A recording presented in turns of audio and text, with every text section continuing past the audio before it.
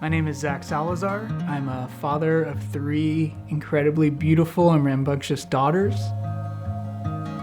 I went in for a routine eye exam, and it was discovered that I had swollen optic nerves in both eyes. A few days later, after an emergency MRI, it was discovered that I had a massive brain tumor. And on July 3rd, 2023, I had a craniotomy surgery.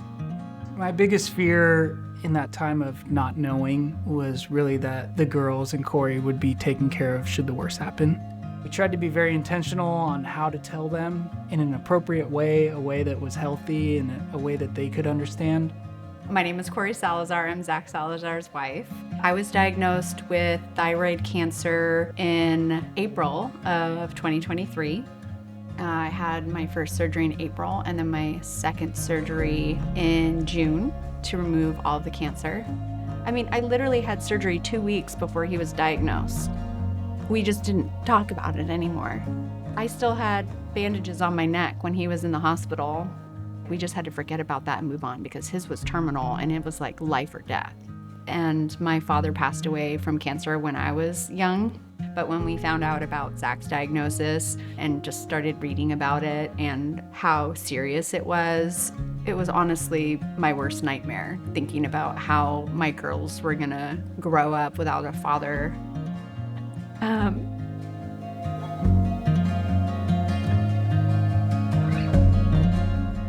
really have to give it to Cori for just being a stupendous mom.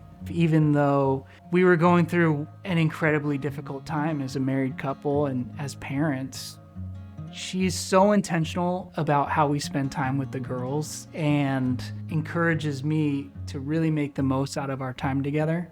So one thing that we really tried to do when I was diagnosed was to keep living life, to not wallow into depression or panic, but to really just keep making memories.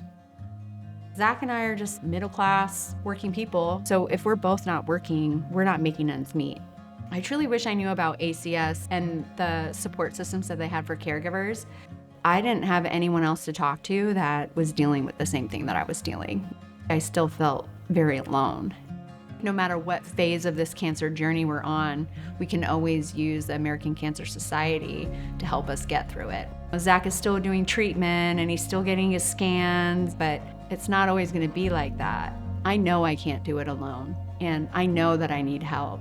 I'm so grateful for organizations like American Cancer Society for being there and helping people like us.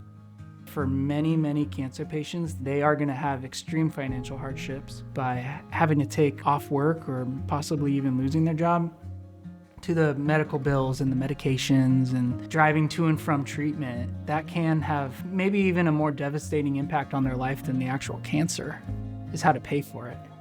So that's why what ACS does is so important to very many patients. I think had we known about ACS earlier, they could have really helped with the logistics of cancer. It becomes a full-time job living with cancer or being the caregiver to a cancer patient, because facing this thing alone is going to be so much more difficult than just asking for help.